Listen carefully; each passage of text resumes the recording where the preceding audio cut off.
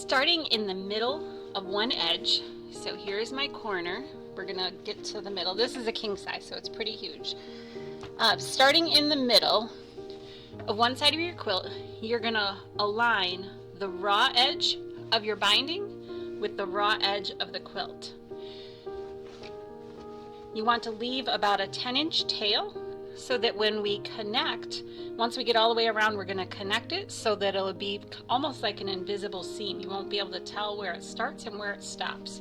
So leaving my 10-inch tail, I'm going to start attaching my binding here.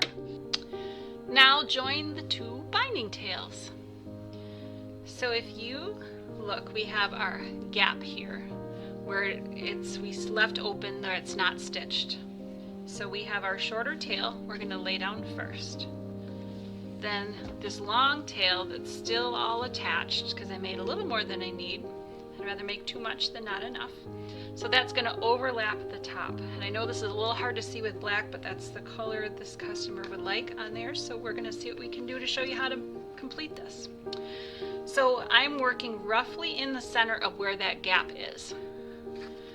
These are overlapped and both edges of the binding are laying smooth on top of each other.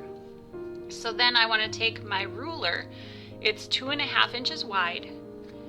And if you remember, our binding was 2.5 inches wide. So we need to have a 2.5 inch overlap from one binding to the other piece. So what I'm doing is using the width of my ruler.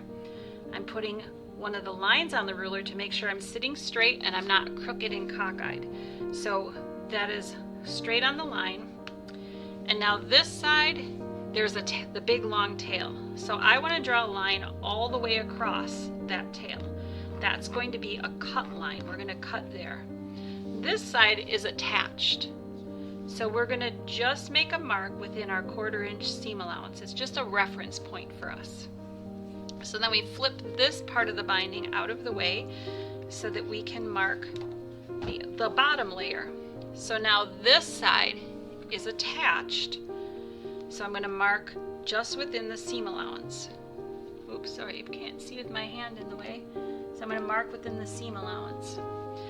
Now I need to move this out of the way so I can access the other side. But because I have my guide mark there, I can now line up the folded edge and my guide mark so that this tail, I can draw my cut line, which will go all the way across.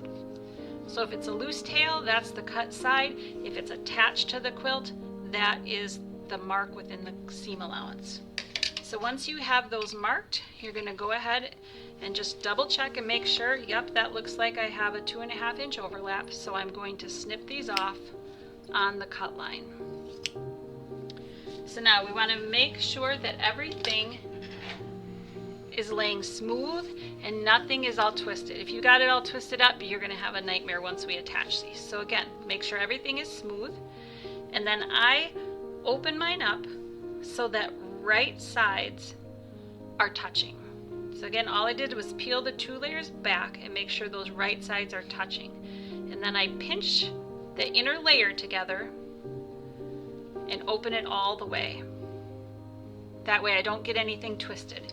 And now I have to collect both edges and pull them together so that I have room to move and to twist this. So everything is still laying right sides together.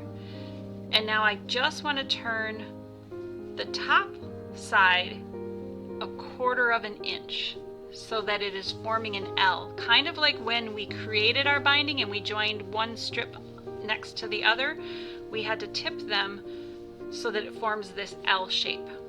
Once you have the L shape, you're going to want to draw a line from this outside point to this outside point. You don't want to draw from an outside to inside of the L. You want to go from an outside to an outside that's in a diagonal line. So hopefully you can see we're trying to work with our king size quilt here, which has a lot of extra bulk in it. So I usually will just put my ruler back on and draw my stitch line, and this will be my join line. So once I've drawn that, I actually like to pin my layers together before I move anything, because if you just pick it up and take it to the machine, these are likely to shift. If you notice, here is my little 1/4 inch mark line that was within the seam allowance, and if I flip this over, here is my other one.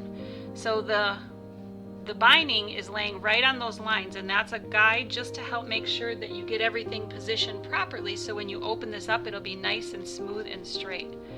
So when I pin, I'm pinning on the outside of my lines so that I can stitch right down the middle, and I don't even have to move the pins until I'm finished stitching.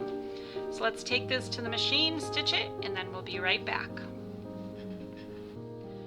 Now that I've stitched on that line, I'll pull my pins out, and then before I trim anything, we want to open this up just to make sure that we have everything tidy the way it's supposed to be.